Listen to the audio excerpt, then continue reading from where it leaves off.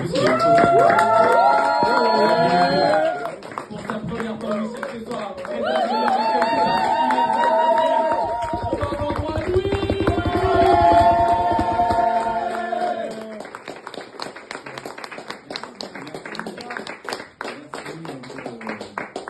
Merci au Wishing Live de nous accueillir ce soir, c'est vraiment sympa à eux.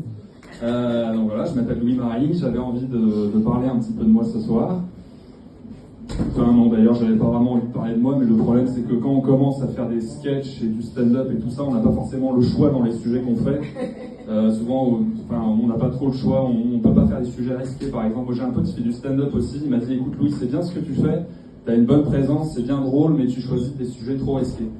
Faudrait que tu fasses de l'autodérision, que tu utilises tes origines pour parler de toi, pour faire rire les gens. Et je lui réponds, écoute, toi t'es gentil, mais la dernière fois t'as quand même fait un sketch sur un groupe de migrants africains qui traversaient la Méditerranée à la nage et qui finissaient par se faire bouffer par un requin qui les avait confondus avec des chocs à pic. Donc dans toute amitié, est-ce que tu pourrais pas aller te faire foutre avec des conseils? Et maintenant, oui, mais moi c'est pas pareil, c'est parce que ma grand-mère est soudanaise. Elle excuse, évidemment. Moi, ma grand-mère, elle est de Roubaix. Qu'est-ce que tu veux que je fasse avec ce sketch? C'est une ville dans le nord, Roubaix. Personne ne connaît ça. C'est connu pour être la ville la plus pauvre de France. C'est tout. Il y a même des articles dessus tellement c'est pauvre. Moi, j'avais lu un article une fois qui disait qu'à Roubaix, la pauvreté, contrairement à d'autres villes où c'est vraiment sectorisé, à Roubaix, c'est la dèche partout. C'est-à-dire que la dèche fait partie du patrimoine culturel de la ville. L'article disait à un moment, à Roubaix, tu reconnais le riche, c'est le mec qui vient frimer à la station-service parce qu'il arrive à faire le plein de sa Twingo. C'est sympa, merci. Après, c'est un article qui avait été écrit par Ouest France. Donc des Bretons, hein, évidemment, qui n'hésitent jamais à rabaisser les autres régions pour faire croire que la leur est meilleure. Putain, ils m'énervent ceux-là. Hein. Ah, ils nous saoulent les Bretons. Moi, mon cidre, mon Kouign-Amann, c'est bon. Hein. Non, mais je m'énerve un peu, mais c'est... Ce que je veux dire, c'est qu'on n'a pas tous la chance d'être né dans une région qui a une forte identité culturelle. Moi, je suis né en Picardie. Qui connaît la Picardie? Voilà, personne. Ah si? Ah, madame fait partie du club. Bon, merci pour elle. La Picardie, c'est une région entre le nord de la France et l'île de France, donc deux régions avec des identités fortes. Le nord de la France, tout le monde connaît grâce à Bienvenue chez les Ch'tis. L'île de France, tout le monde connaît grâce à, tu vois la Tour Eiffel, t'as compris pourquoi, hein, ça pète quand même, tu vois, c'est fort.